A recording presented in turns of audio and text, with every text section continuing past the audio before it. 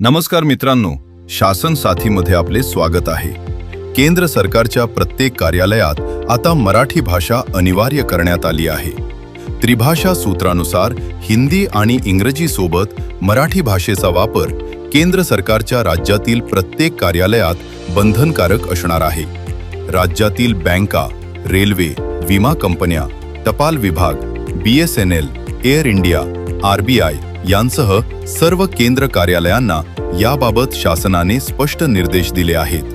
कार्यालयांमधील सर्व सूचना फलक, पाट्या, ग्राहक सेवा माहिती आणि विविध सेवा मराठीत उपलब्ध करून देणे आता आवश्यक राहणार आहे.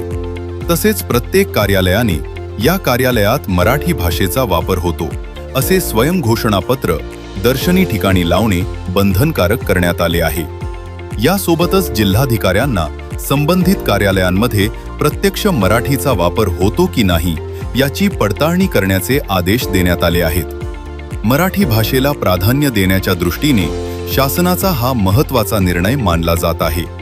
अशाच नवनवीन आणि विश्वासार्ह माहितीसाठी शासन साथी YouTube चॅनलला सबस्क्राईब करा आणि आमच्या Facebook पेजला फॉलो करा.